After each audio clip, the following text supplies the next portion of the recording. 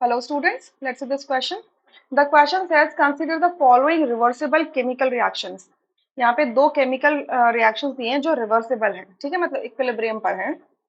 मतलब जो मूवमेंट है फॉरवर्ड डायरेक्शन में वो इनफाइनिटेसिमल में वेरी स्मॉल है और लेफ्ट हैंड साइड में भी मतलब बैकवर्ड में भी वेरी स्मॉल है, ठीक है। सो रिएक्शन क्या है? फर्स्ट रिएक्शन दिया है A2 gas plus B2 gas giving you 2AB gas, और इसका जो इक्विलिब्रियम कांस्टेंट है वो K1 लिया है, ठीक है। और सेकेंड रिएक्शन लिखी हुई है 6AB gas giving you 2A2 gas plus 3A2 gas, जिसका इक्विलिब्रियम कांस्टेंट K2 है। सो रिलेशनशिप बताना है, the relationship between K1 and K2 is, चार ऑप्शंस दे रखे हैं। अब देखो आप नोटिस करोगे कि जो फर्स्ट रिएक्शन के जो रिएक्टेंट है A2 एंड B2, वो सेकंड रिएक्शन के प्रोडक्ट्स हैं A2 एंड B2, और जो फर्स्ट रिएक्शन का जो प्रोडक्ट है AB, वो सेकंड रिएक्शन का क्या है?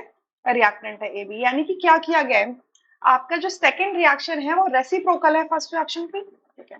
सो फर्स्ट रिएक्शन को अगर मैं बेस मान के चलूं, ठीक है, बेस मान के चलूं, क्योंकि इसके जो कोफिशिएंट्स हैं वो स्टोइचियोमेट्रिक कोफिशिएंट्स है जो रिएक्टेंट एंड प्रोडक्ट के, वो अपने स्मॉलेस्ट वैल्यू में है, ठीक है, 1:2 के 1:1:2 के रेशियो में, इस तरीके से 1:1 एंड देन 2, ठीक है, तो लोएस्ट फ्रैक्शंस में।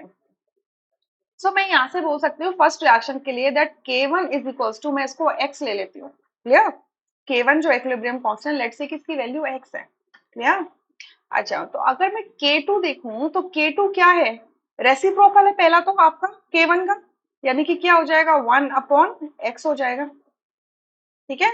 दूसरा क्या किया हुआ है देखिए, अगर मैं फर्स्ट इक्वेशन को 3 से मल्टीप्लाई कर दूं तो क्या हो जाएगा, 3 टाइम्स ऑफ A2 हो जाएगा, फिर आपका 3 टाइम्स ऑफ B2 हो जाएगा, और 6 टाइम्स ऑफ AB हो जाएगा। वही किया गया, यानी कि रेसिप्रोकल करने के बाद में आपका 3 से मल्टीप्लाई किया गया। ये आप इस तरीके से समझ सकते हो। सो यानी कि 3 से मल्टीप्लाई किया है तो जिस कॉमन नंबर से मल्टीप्लाई किया है उसका क्यूब हो जाएगा, मतलब जो भी इक्विलिब्रियम कांस्टेंट है उसका क्यूब कर दोगे, क्लियर।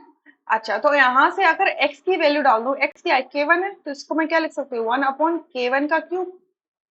आप यहाँ से ऑप्शन देखो, देखो यहाँ पे क्या लिखा है, K2 is equals to K1 का क्यूब, नहीं, K2 is equals to 1/K1 का क्यूब है, यानी कि फर्स्ट ऑप्शन गलत है। अगर मैं यहाँ से देखूं तो ये K2 is equals to 1/K1 cube है, तो आपका सेकंड ऑप्शन भी गलत हो जाता है। थर्ड ऑप्शन देखो, मैं इसे K2 इज इक्वल्स टू क्या लिख सकती हूँ, K1 की पावर -3 रख सकते हैं, ऊपर ले जाऊंगी पावर को तो माइनस में आ जाएगी, तो थर्ड ऑप्शन में बिल्कुल सही लिखा हुआ है। फोर्थ ऑप्शन में लिखा है K1 into K2 is equals to 1/3, that is not possible again. So fourth option भी यहाँ से क्या होता है, गलत हो जाता है। तो इस पूरे क्वेश्चन में एक ही ऑप्शन करेक्ट है, that is third, rest option are incorrect. अब देखो ये अगर आपको रेफरेंस लेना है तो 11th क्लास की एनसीईआरटी पार्ट 1 में जाओगे, पेज नंबर 201 खोल के देखोगे, तो वहां पर एक टेबल बनाया हुआ है, टेबल 7.4, जिसमें लिखा है relationship between equilibrium constant for a general reaction and it's multiples, ठीक है, वहां से आप इसे रेफर कर सकते हो। I hope you understood this question, thank you.